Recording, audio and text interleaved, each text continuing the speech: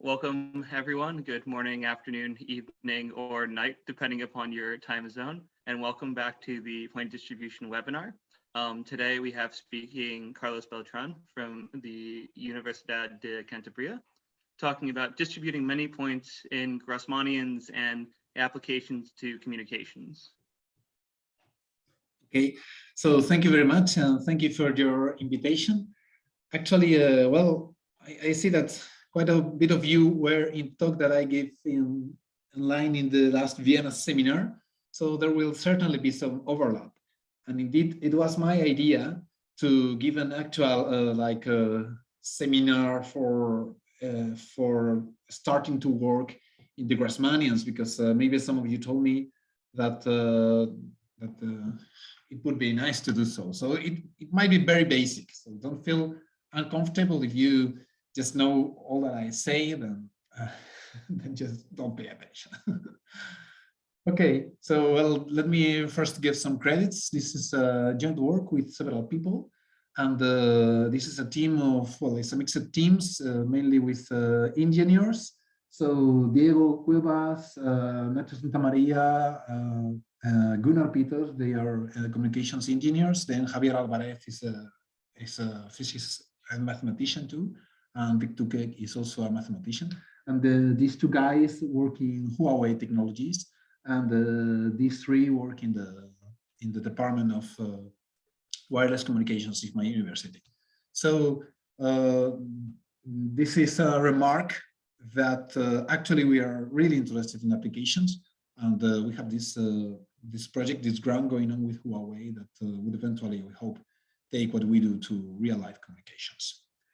Now, let me first introduce, and it says if maybe I already told this in Vienna, but if some of you were not there, so let me introduce what is the relation between communications and distributing points in Grasmanians, in complex Grasmanians, actually, right? So I will not give all the details, but I will give just some brief details.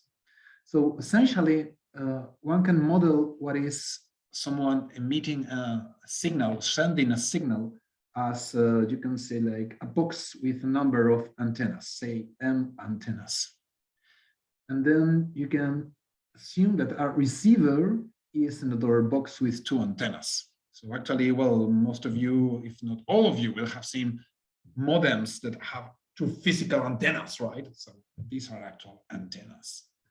And then this, in one slot of time, the sender can send vector C1, Cn, send it to the receiver.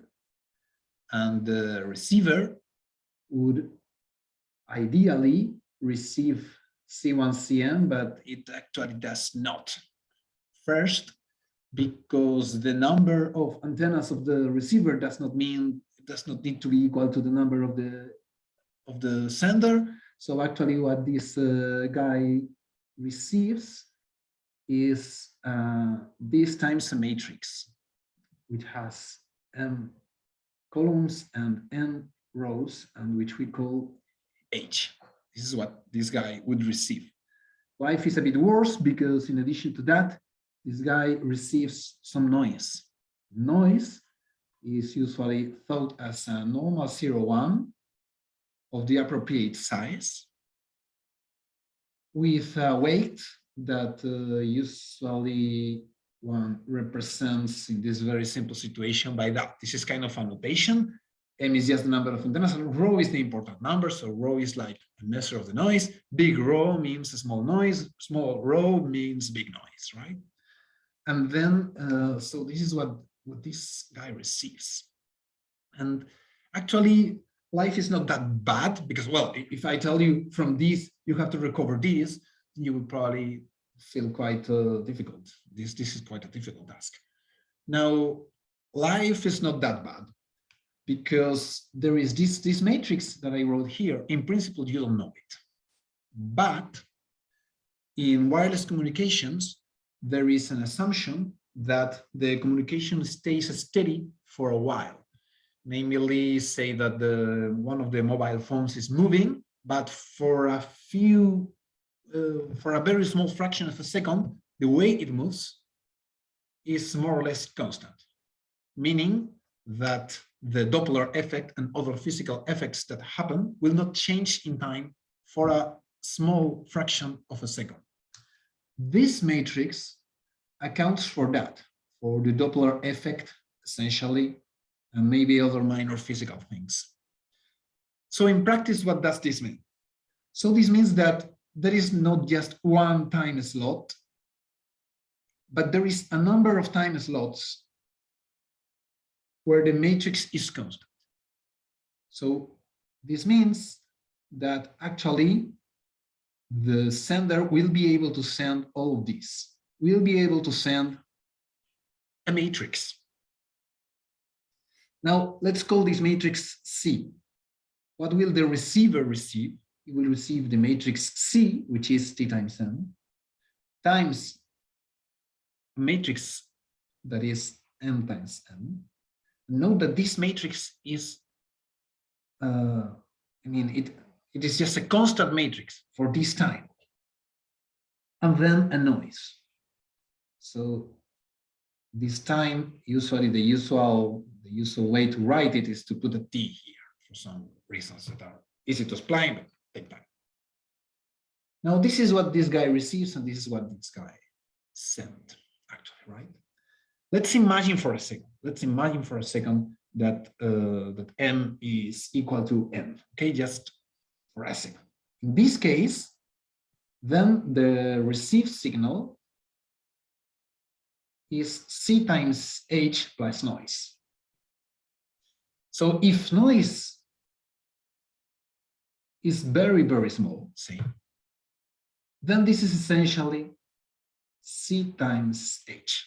Now let's try to solve this situation, concrete situation. Now I am going to send you a matrix T times N, and you are going to receive another thing, because you are going to receive C times H, and you don't know H, right? So what can we do in order to communicate? How do you recover my matrix, the matrix that I sent? So essentially there are two ways.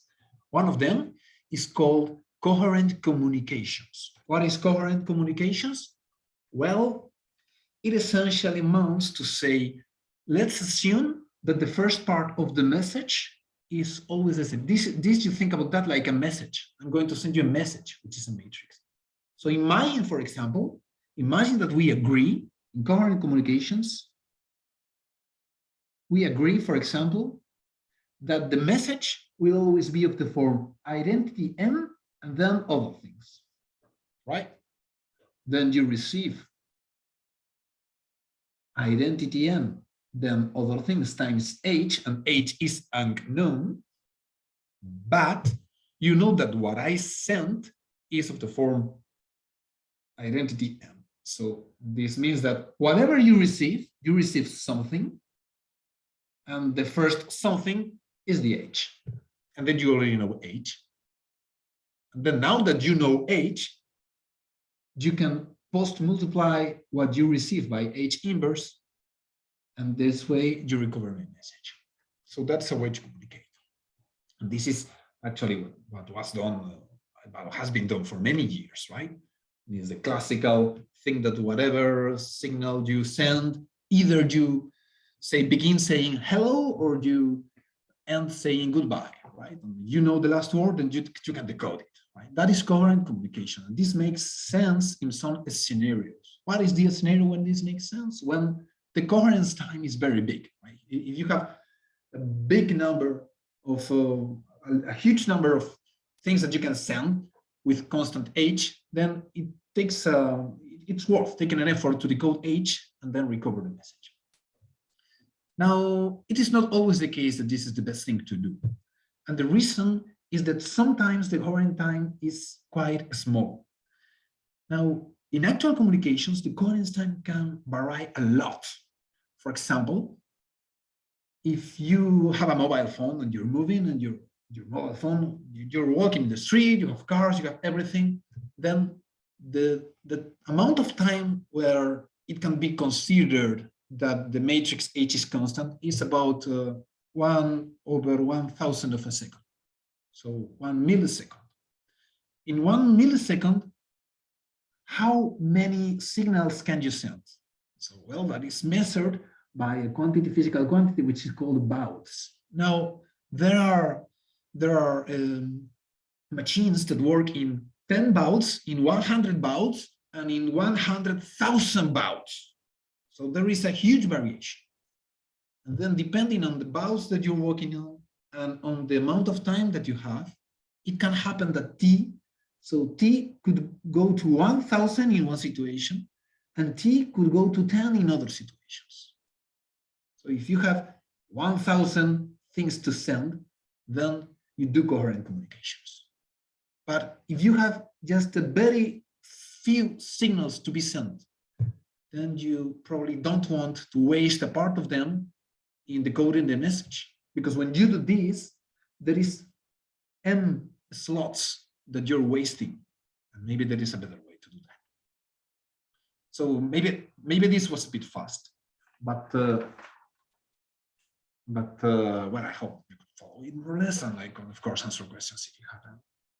To my knowledge, which of course I'm not an expert in communication, right?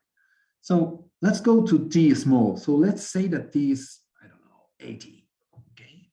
And you have number of antennas, which these are reasonable values, like 2 antennas, 3 antennas. There's no like 20 antennas, okay?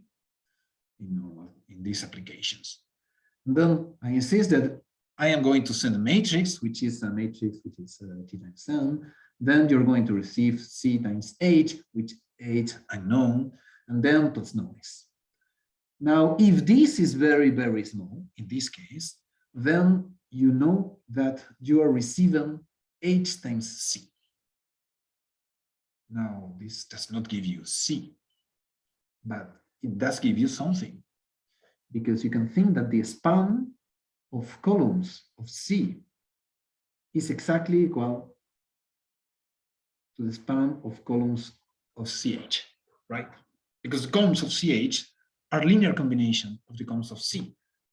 So the span of columns of CH is certainly contained in the span of columns of C. Now, if H is invertible, you can do the other game. And then these two are equal. So this is the reason why people worry about codifying information in spans of columns. Because maybe you're not able to identify my matrix, but you are able to identify the span of the columns of my matrix. So this means that this guy recognizes the class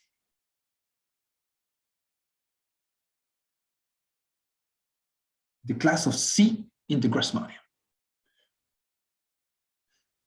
Now, there is a little extra thing to do here, because as in usual communication, in human communication, not every combination of sounds is an admissible measure. And well, I am not pronouncing English as it should be, and still you can, I hope, quite a bit understand me, because your brain automatically looks for the message that seems to make sense, which is closer to the one that I sent. And this very same principle is applied to communication since foundations of Shannon, which is in the case of Grasmanians, that now the sender will choose a number of points in the Grasmanian. And the receiver will know which these are. These are the admissible messages. Now, if the sender wants to send a sequence of ones and zeros, say 1, 0, 0, 1, something, something, something, there will be a table that says, okay, this corresponds to the first one. Now, X will be sent, say X1 will be sent, then X1 times H with no noise, then X1 times H will be received, but X1 times H is the same thing in the Grasmanian. And then, because this table is also at the receiver, from here, the receiver will receive the same message, ones and zeros, and that is how communication works. Now there is noise, and because there is noise, you will not have exactly this. And then you cannot apply your table directly. What do you have to do? Well, it is known since Macetta and Hochwald. Sorry, I don't remember all the names. it is known how to recover the message which is closest to the one that you receive. Okay, so this thing that our brain does automatically when you listen to someone speaking, then this can be done algorithmically for points in the Grasmanian. So if you call this E, then the problem that you have to solve to recover the message that was most likely to be sent is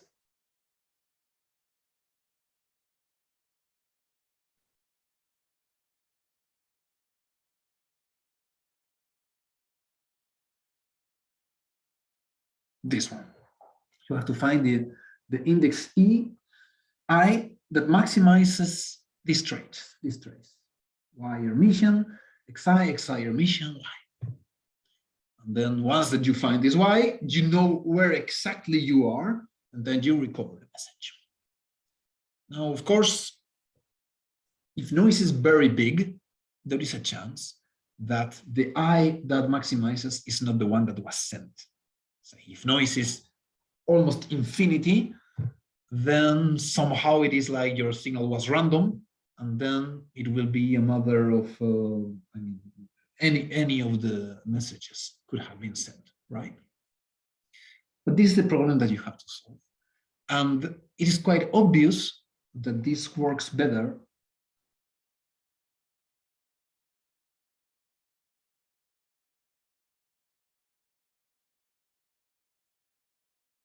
if the xi are well separated. Now, of course, if they are if there are two of them that are extremely close one to each other, then any amount of noise, even a very small amount of noise, can make you wrong in this particular message, right?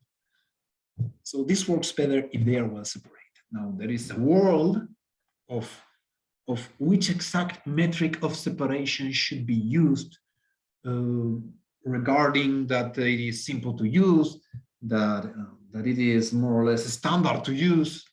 I mean, there are a number of metrics that one can use there. And today I'm going to tell you about one of the popular ones. It's not the only one, but one of them would be to say, okay, choose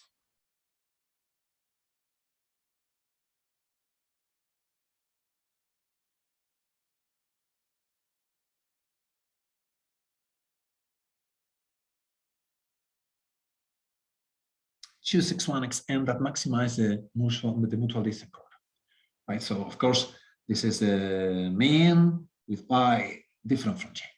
So if you choose points that have a maximal minimal distance, that is a good separation, then there is a certain guarantee, even theoretical guarantee, that the communications will behave quite smoothly.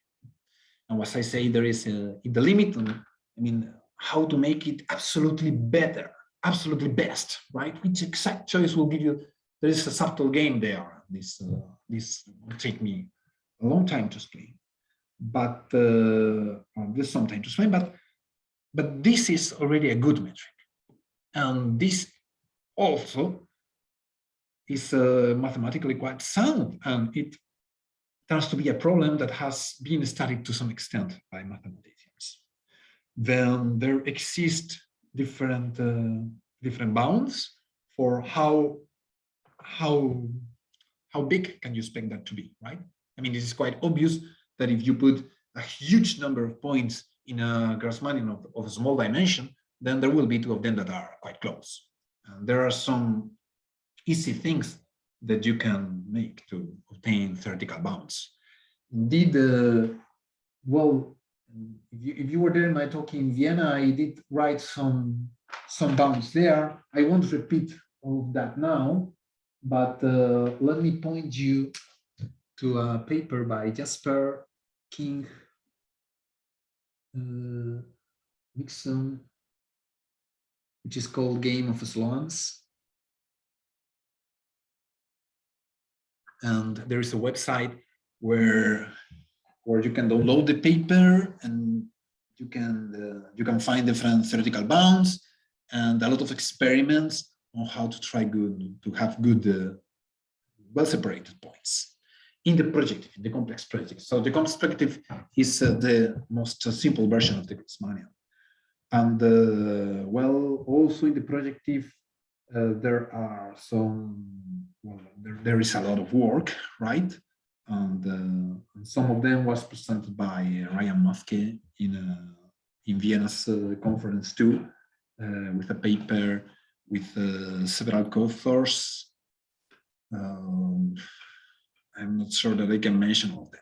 But, so let me say, what's it? Is Dimitri Bilik, certainly. Some of you are there.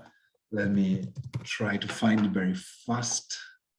Yeah, so with Tania Stepaniuk and Maria Ostert and Austin Anderson, right? And Peter Grabner. So in this paper, there are theoretical bounds for the energy of points in the complex projective, which is a related problem to this one here. Now, it is not my intention to give a full description of the bibliography. If you put the game of slums in Google, then you will find this website, as I say, with a lot of bounds. There are also some results there which are made by Joshua Park.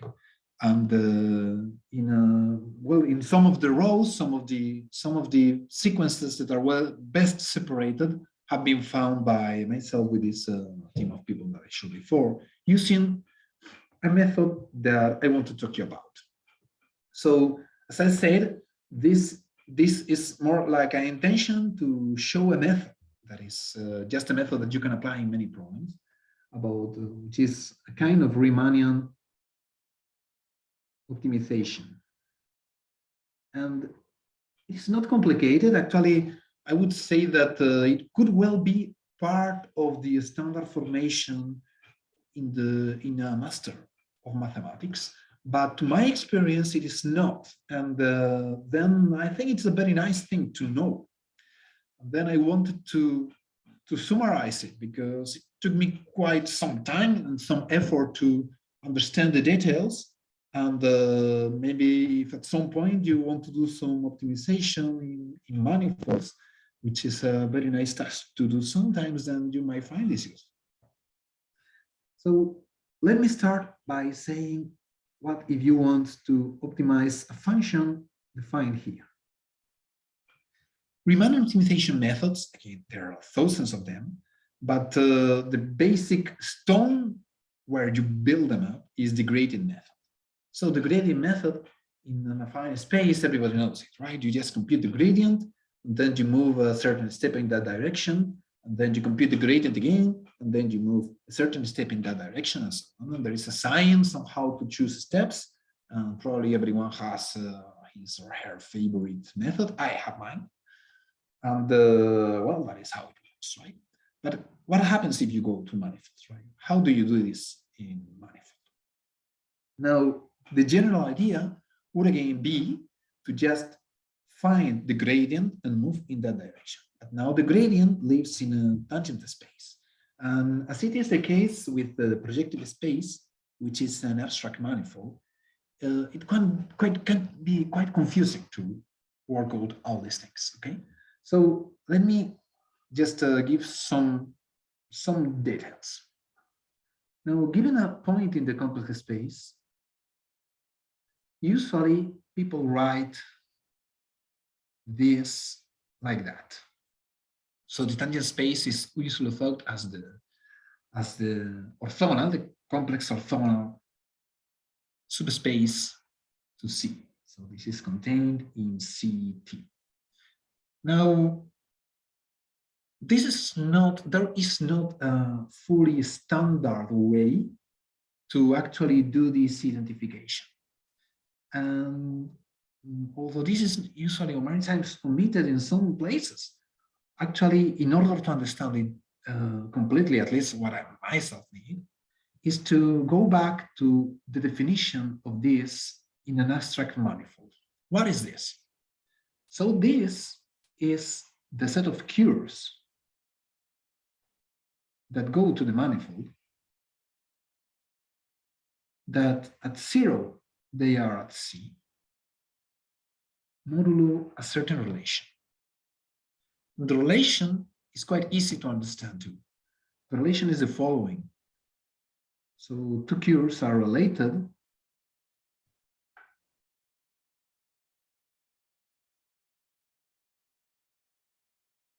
if this happens.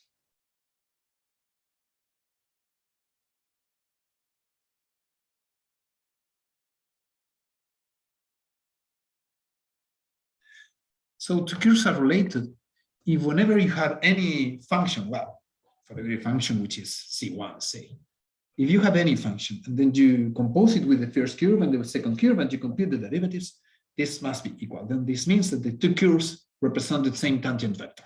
Of course, you can think about the tangent vectors as derivations, I think is an English, which is equivalent to this, right? But this is the most useful way to think about that. Then when you write this here, this is a space of curves modulo a relation. And then what this means? Well, this means that for any C dot here, you're thinking on the curve C plus T C dot. This is what it means. Now you have to be a bit careful, because if you change the representative of C, this curve changes, right? I mean, this curve depends on the representative of C that you choose. There's an infinite amount of representatives for C. So actually, when you write this, you can easily make mistakes if you're not aware of this fact. But let's say that we are aware of this fact, then it is a standard to choose representatives such that norm of C is equal to 1, okay? So with this little caveat, we can think on the projective space like this, but being aware that we are actually doing this, and being aware that we are choosing norm of C is equal to 1. Okay, now, how do you compute gradients actually, right? Because the gradient method will ask you to compute the gradient. Let's say that you want to compute the gradient of a function. So you have a function which goes from the projective to the reals usually, right? So this means it's not a complex function. The projective is a complex space, but this is not a complex function. When you say that you have a function, so you're going to minimize, you need a formula. If you have a formula, what you have is most likely this. You most likely have something which can be defined in CT with the property that this is equal to that. So that's what you most likely have. And then what can you do? Well, how do you compute the gradient here? What is the gradient here? What is this? What is the gradient of this function? Well, this is a vector such that whenever you multiply it by a vector in the tangent space, what you should be getting is the derivative, the derivative of f at C in the direction of C dot. So that is the standard definition of the gradient, right? It is a vector in the tangent space, so it is a vector here, such that for any other vector here, when you multiply them, what you get is this. Now, if you have this function, I say, then you have another function, which is the projective function, which is this thing. I mean, if you say that you have a function which is projective, most likely what you actually have is this with this property, and then you think about that as a projective function when you do this. Okay. Now, this is a standard definition for the directional derivative, right? That would be it. And then you can write it as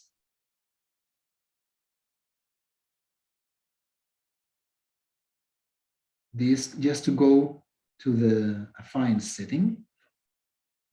And then once that you are there, you can notice that this is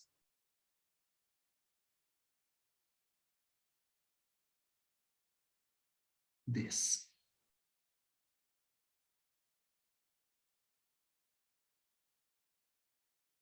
You can notice that, right? You just use the chain rule for the derivative, and these are all derivatives in affine spaces, so there is no abstract spaces, and there is nothing weird in that.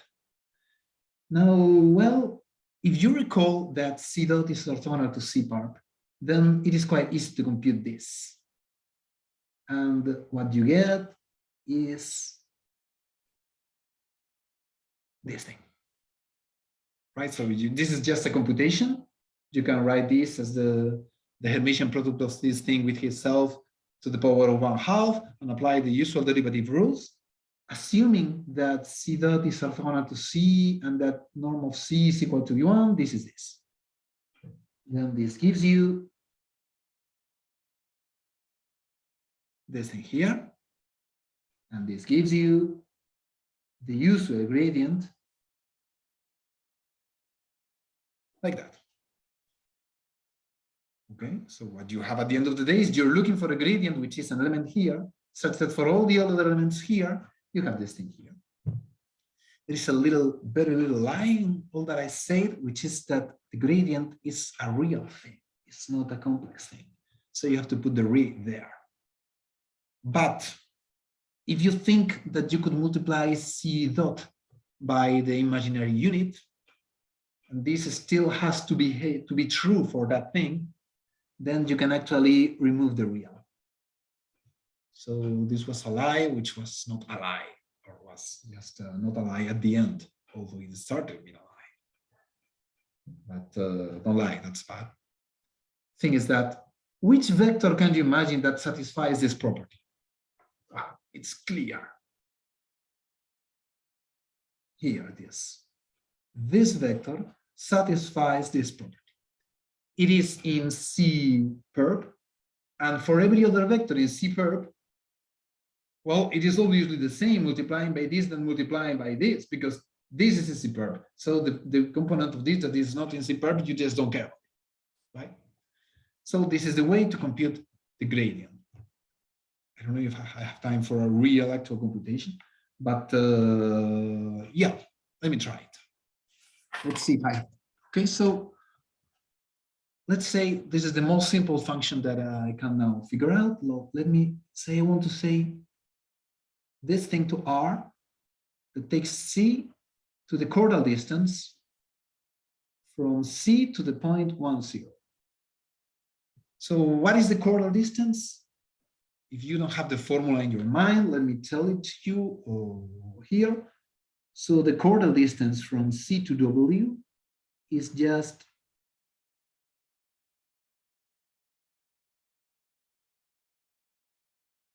this thing, okay? Is this thing. And this is assuming that C and W have norm 1, and it is a distance. It is a distance. Why do you call it chordal? Because it comes from taking the projective to the set of matrices, sending C to C star, and then the chordal distance is up to a constant factor, the distance between C star and W star. So because this lives in a sphere, this is actually the distance, the fine distance, so this is chordal distance. That is why it's called chordal distance. Now, so essentially this means that we are taking y1 minus c1 squared, right? Well, what we have is exactly the setting that we had before. I can look at this like a function in CT with the property that this is equal to this for modulus of lambda equal to 1. That is enough. You don't need any more. Okay, then I want to compute the gradient of this function. How do I do it? Well, first, I compute the gradient of the original function. So the gradient of this thing, I should be able to do it, right? Well, we are used to compute gradients by computing partial derivatives, but this is many times this just brings you into a big mess. It's quite more easy to just compute this. I mean, compute it from the definition. Let me do it like that. So this now is in CT because I'm computing the gradient of this thing, right? And then this is the derivative of f hat in the direction of C in C dot. And this, again, you can write it as this.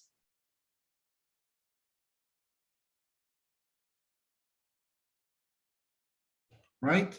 This is quite an easy computation because you just get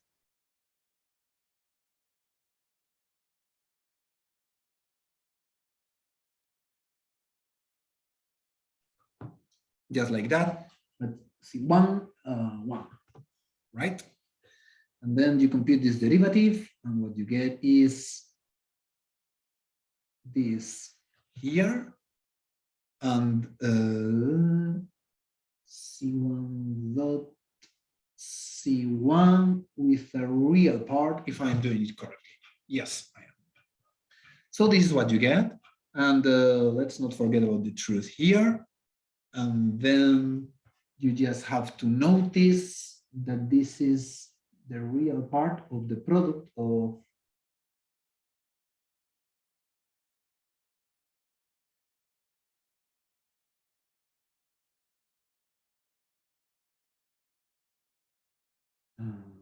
so I should put like that. So you should notice that you can write it like that. And then from here, you immediately get the gradient of the affine function at C, which is this thing. At most, I lost a 2 somewhere, but I think not. Okay, so this is the gradient of the affine thing. How do you compute now the gradient of f at the point C? Well, you just project this one.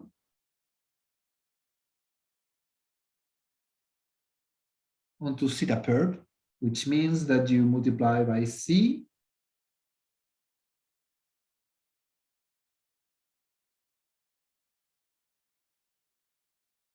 And there you have the gradient. So this is an element in C perp. This is an element in C perp. And this then represents a curve. It represents the curve. So if I call this, well, this already has a name. Then this represents the curves C plus T times this vector. And now you can do the gradient method. You are at C. You move a certain amount in the direction of the gradient. Please note that this T is not this T here. Let me call it a little h. You move a certain amount in this direction. And then this point, so you start at C super 0, and then you consider this, and then you call this C super 1. And then you iterate for more, right? Well, there is a little thing in the middle that you need to do, which is C super 1. You should divide it by its norm, because all of this works because we are taking representatives of modulus 1, of normal. So that's the first step in the gradient for the projective. I want to do the same for the Grasmanians. Okay, so well, I said I don't know if I'm going fast or slow, because maybe all of this is quite well known for everybody or not. I don't know. So well, but the Grasmanians is super intense. So let me go to the Grasmanians. Okay, we started here with a really weird thing. I mean, this is weird. When I said that the tangent space is thought about that, well, maybe we are used to do that because this is a projective. Everybody knows the projective. But what about the Grasmanian? Do you have a candidate for the Grasmanian? So in order to attack the Grasmanian case, we have to think, where did the C perp come from? So that's a question that we can make. Now I will tell you a way where it comes from, and I will do it directly in the Grasmanians. Okay. Let me consider the set of Stifle manifold. The Stifle manifold. You know what this Stifle manifold is? It's just the set of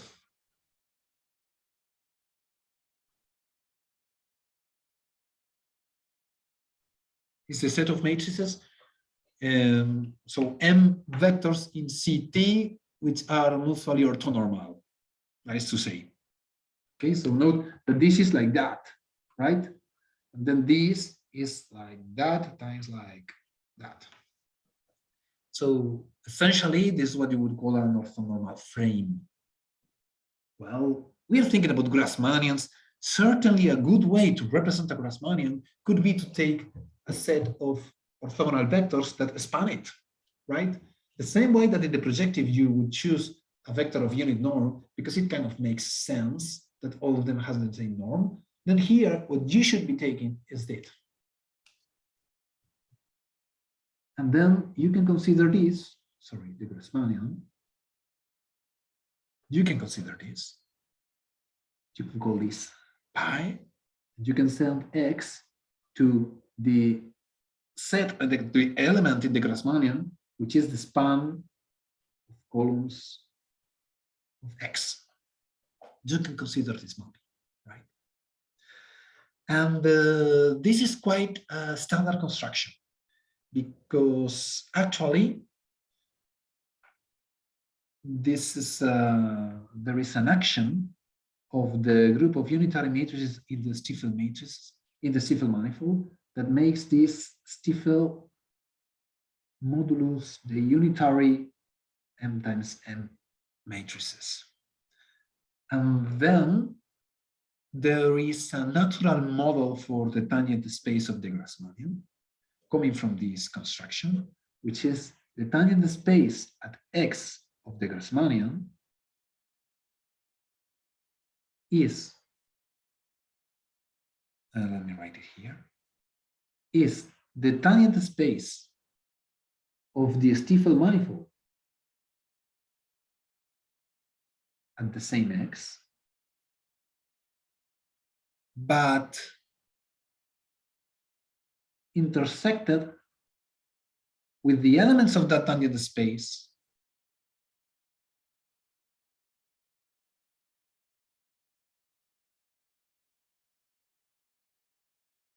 which are orthogonal to the orbit of the element. So the orbit is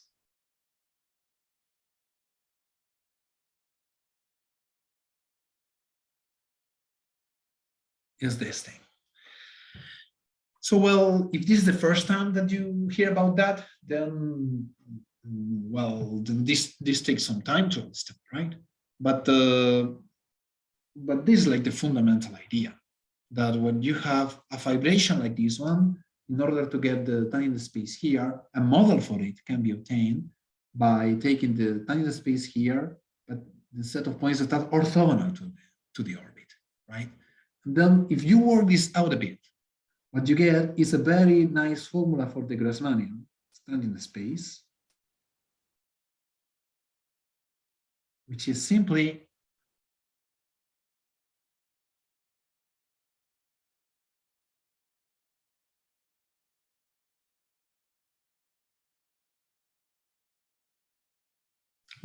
this thing. So the tangent space of the Grasmanian can be identified with the set of matrices of the same size. So note that in order to represent an element of the Grasmanian, we take a matrix of that size. So this is the set of matrices of the same size that satisfy this. And maybe I should call them x dot. Sorry, x dot. Now, if n is equal to 1, you have the projective space. And in the projective space, this would mean exactly that x dot is orthogonal to x. So you get actually the same thing.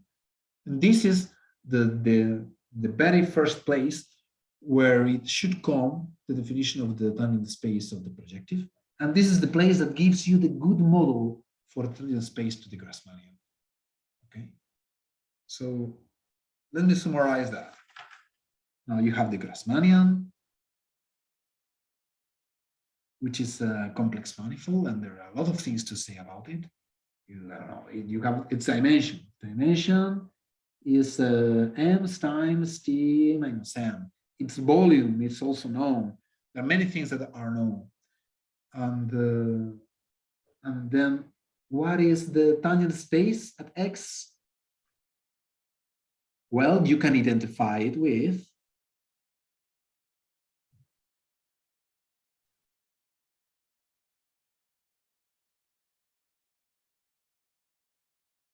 this. This is what we say. And this identification is done exactly as previously. So this means that we think as an element of the tangent vector as of the tangent space as the curve t plus x plus tx dot, where this depends on the representative that you choose. And it is quite a funny thing that the choice of the representative is not important here, but it is important for the identification. And this happened again in the case of projective space, because C-perp is not depending on the representative. C-perp is the same C-perp for all representatives of C, right? It doesn't change if you multiply C by a complex number. But the identification depends. Okay, so now, how do we do Riemann optimization in the Grasmanian? This is the final answer that, or the question that I wanted to give an answer in this talk. Now, I am going to have a function in the Grasmanian. What does it mean? Well, this most likely means that what I have is a function in the set of matrices with the property that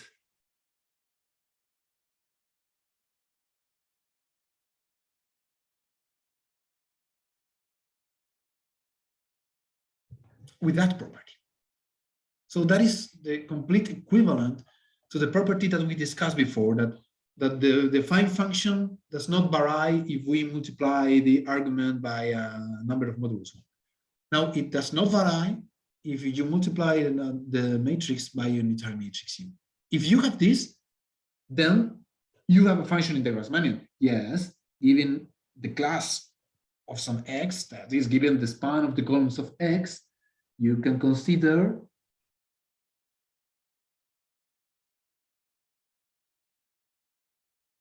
this thing. So if you freak out looking at that, don't. Because if m is equal to 1 and we are in the projective, then x star x is just the norm of x. And then we are taking x divided by the norm of x. And if m is bigger than 1, then yes, you have the square root of a matrix. The square root of a matrix is a more advanced thing. But if you know the singular value decomposition, so if you have, if x is u d0 v star with the singular value decomposition, then x star x is just v d square v star. Okay, and well, if you don't know what the singular value decomposition is, then it would take you some time to get there. But if you know it, then it is just a very simple thing. I claim that if you have a function that satisfies this, then this defines a function in the Grasmanian. If you have a function in the Grasmanian, if you have a formula for it, it better satisfies this. Because if not, you have a formula that depends on the representative, and this means that you're not going to do anything good with it. Or yes, but I wouldn't bet for you. So now, how do you compute? How do you make a gradient method in the Grasmanian then? Well, you have this function, you consider the affine representative, you compute the gradient for the affine representative at any point x, and then, because we know what the shape of the tangent space to the Grasmanian is, you have to project this into the set of x dot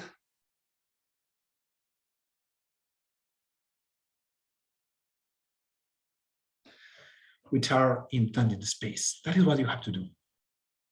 And this is super easy. It may look complicated because you're projecting space which is orthogonal to matrices, and this might look complicated until you know this, that this is actually very simple.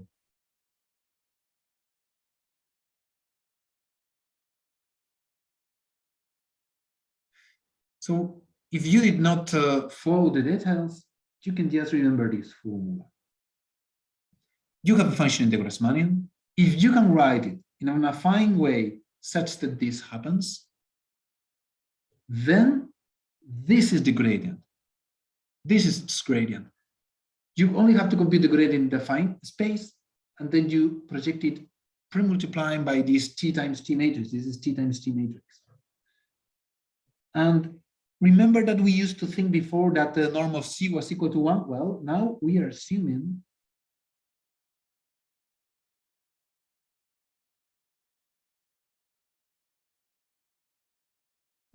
this now. So we are assuming that you choose representatives in the Stifle manifold.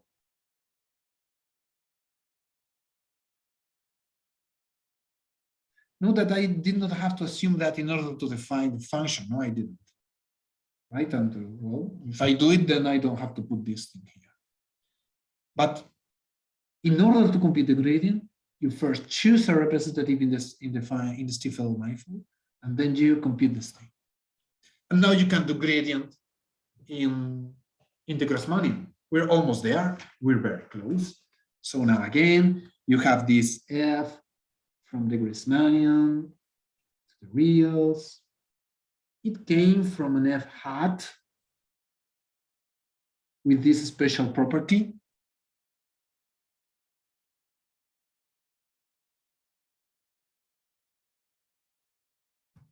And then now you start at a certain point x super 0.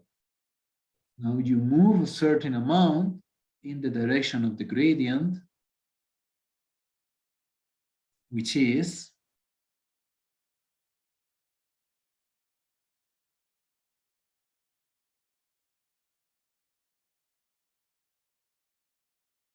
this thing. And then you call this x super 1. You may remember that when we did this in the projective, we later did x super 1 divided by norm of x super 1, right? And this was okay, because in the projective we needed a point that was norm 1. But now we need a representative which is in the Stifle manifold. So this is not good enough. This is not good enough. How do you get, if I give you a matrix, how do you get a Stifle matrix with the same column span? There are several ways to do it, and the easiest way by far is write its QR decomposition and then discard the second part and retain the Q part, because the Q part has the same column span, and the Q part in the reduced QR decomposition is actually a Stifle matrix.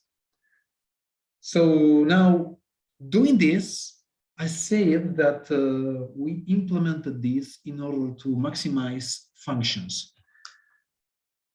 Which functions? Well, now say that you have this. You have endpoints in the Grasmanian, and then you have x1, xt sent to, for example, this thing, or sent to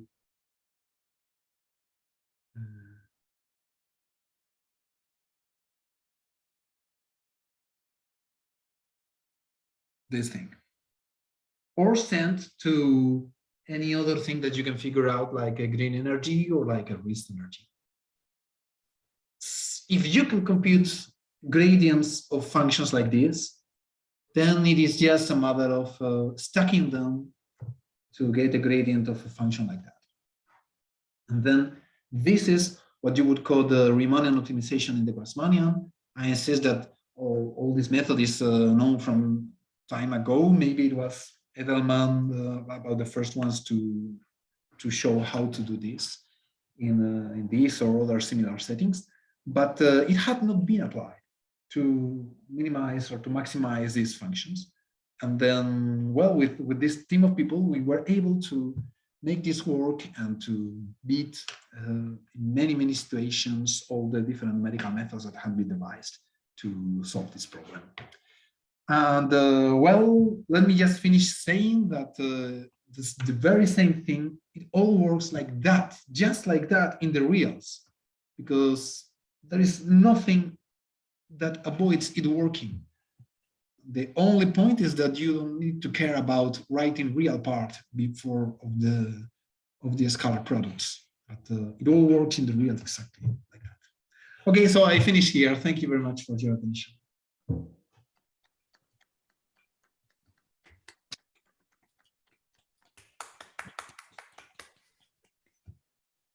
Great. Do we have any questions for our speaker?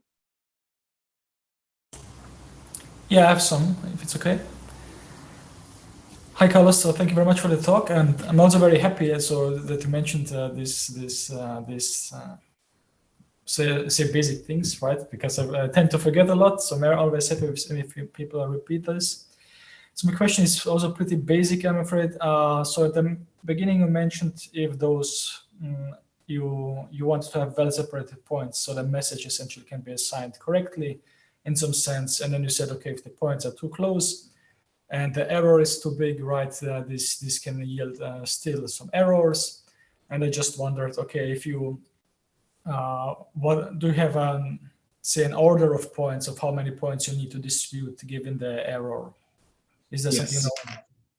Yes. So there are a few things that you can say of the order of points and the order of the distance. Well, the most basic one is that you would say that the distance from xi to xj, so the minimum of the distances, will be as in any compact set, like a constant which is not known, divided by the number of points, 1 over the real dimension of the Grasmanian. So this is 2m times t minus m.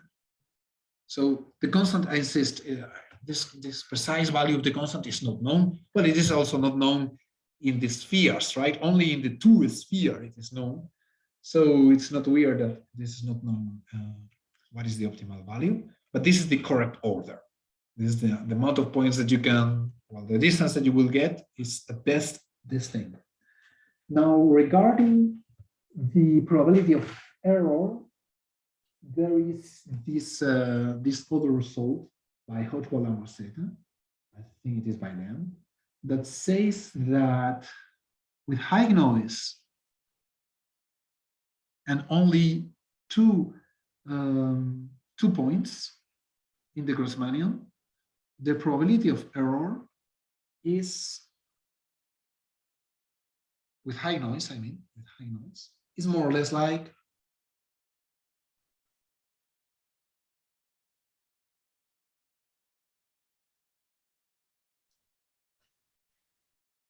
divided by this and times the value of the thing.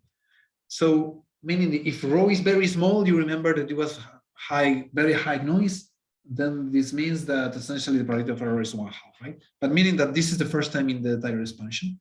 So essentially that to give you an idea, that is, if only there were 2 points, then you would certainly want them to be well separated. Of course, then you would separate them absolutely, right? What it would be nice to have is this thing for n points, right? Depending on the minimum of the distances. This is not known. There is no theoretical result about that. I don't know if I answered the question or not. You did. Thank you. Thanks. Yes. Thanks a lot.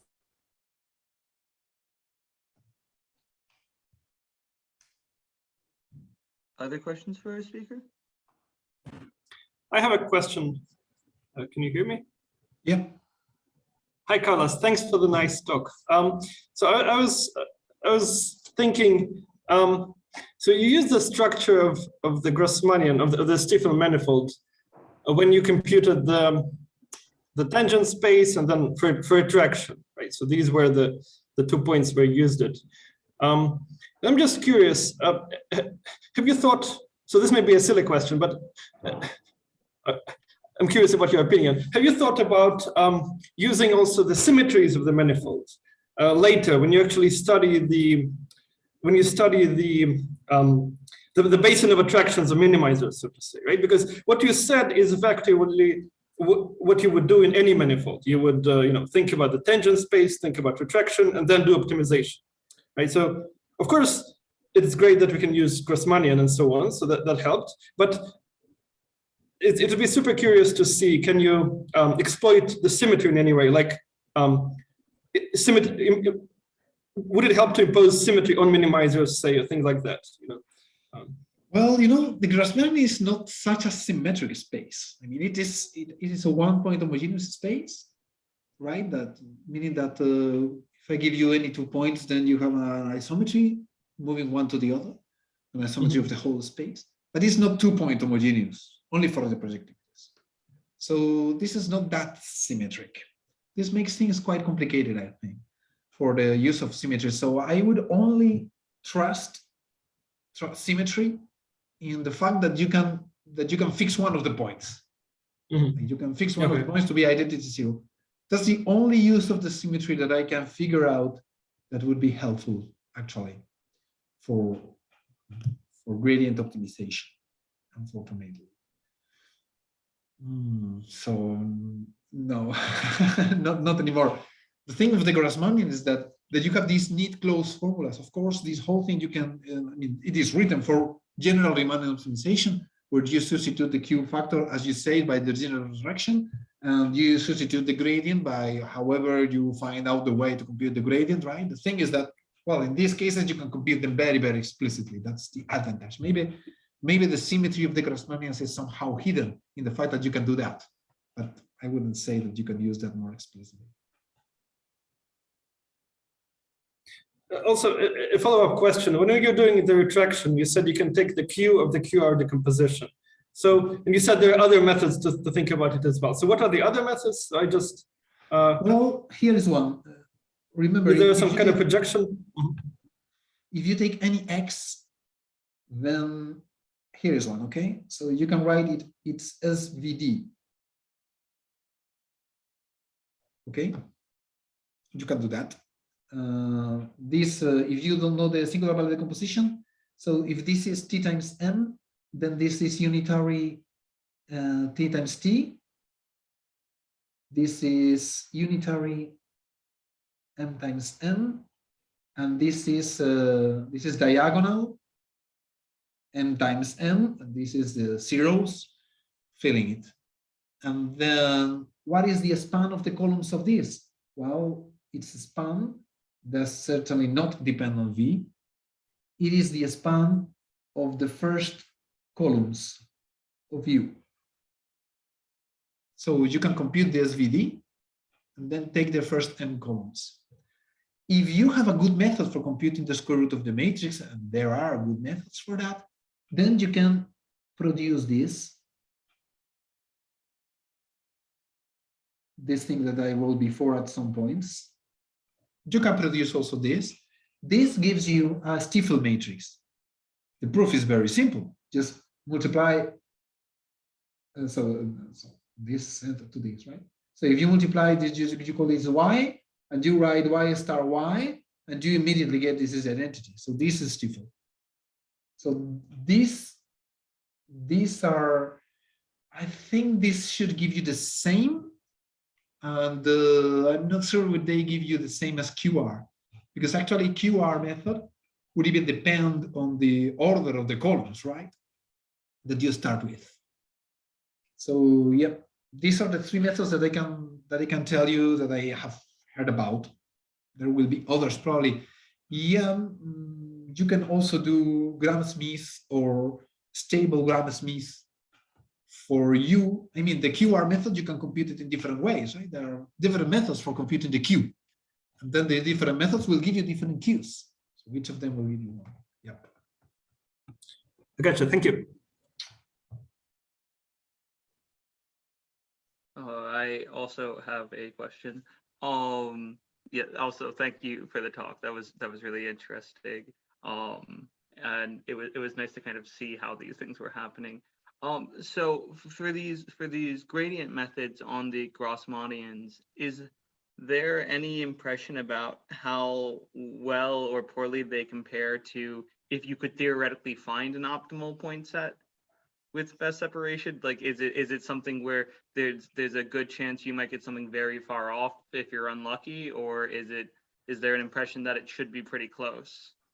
Well, we have this, the curse of dimensionality is always there, right? So this curse means that for general functions like energy and so on, or these min-max distance functions, there will be zillions of saddle points and of local minima that will avoid you to actually reach the optimal in many situations. What do we have? We have the tables, right? I mean, like, there are tables produced by a number of people, Sloan, Harding, and well, there are a lot of people that have made experiments, and then you can fight against the tables, right? That's one thing to do. But at the end of the day, in order to beat both the tables and in order to get very close to the theoretical bounds, what we needed to do at the end of the day was to try with a lot of different starting points and do the gradient. And once that you arrive to somewhere, restart the gradient in this very same place again. So you're doomed to do as usually numerical analysis people will do for practical problems, because this is a practical problem at the end of the day, right? People, engineers want a collection of points that are well distributed. They want it. They don't. Right. I mean, well, getting a theoretical proof that you cannot make it better, that could be interesting, you know. But, and then, so the answer is that you don't get theoretical warranties. No. Okay, thanks. Any other questions for our speaker? All right, then I will stop the